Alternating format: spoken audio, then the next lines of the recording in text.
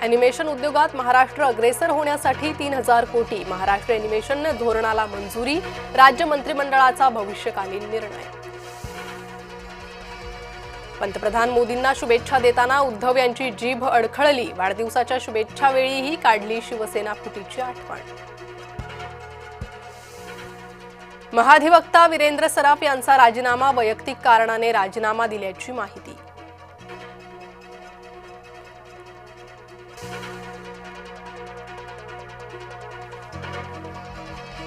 सट्ट्याच्या जाहिराती करणं अभिनेत्यांना भोवणार, अनेक कलाकार अडचणीत।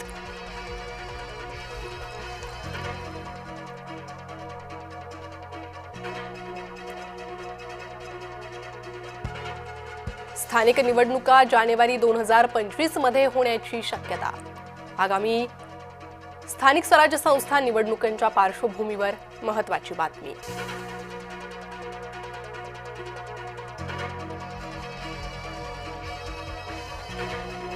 आर्थिक स्थितीवर श्वेतपत्रिका काढा, काँग्रेस नेते नाना पटोलेंची मागणी।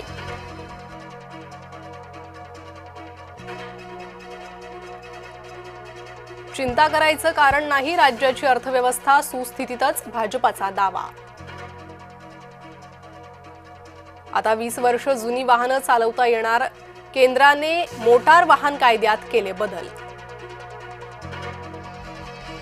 खबरदार, घोडबंदर घाटात अवजड वाहनं सोडाल तर, उपमुख्यमंत्री एकनाथ शिंदे यांनी खडसावलं, मंगळवारपासून घोडबंदर घाटातला ताण हलका होणार। नवी मुंबई आंतरराष्ट्रीय विमानतळाच्या उद्घाटनाची तारीख ठरली, पंतप्रधान नरेंद्र मोदी यांच्या हस्ते 30 सप्टेंबरला उद्घाटन। विमानतळाच्या नावाचा वाद पुन्हा चिघळणार, उद्घाटनाची तारीख ठरल्यावर दिबा पाटील समर्थक आक्रमक। पोलिसांवर मनोरमा खेडकरनं सोडले कुत्रे, मनोरमा खेडकर पूजाची आई पोलिसांकडून पूजा खेडकरच्या आईवर गुन्हा दाखल। अंजली दमानियांवर महायुती मेहरबान, रोहित पवारांनी दिल्या खोचक शुभेच्छा, महायुतीकडून अंजली दमानिया यांचे पती सरकारी समितीवर। मुंबईची भुयारी मेट्रो आणखी लवकर धावू लागली, आता पहिली भुयारी मेट्रो सुटते सकाळी 5:55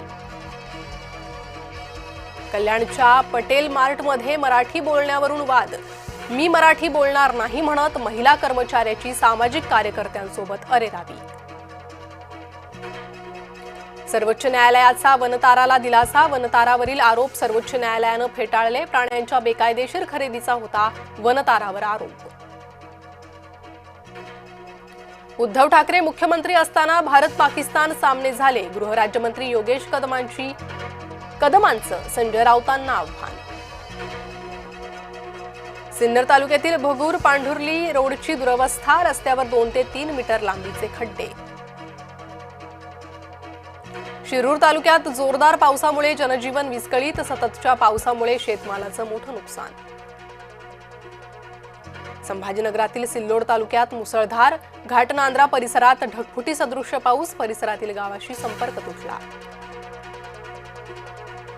जीव धोक्यात घालून बजावली ड्युटी, अपघात टाळण्यासाठी मुसळधार पावसात मॅनहोलच्या झाकणावर बसून राहिला पालिका कर्मचारी।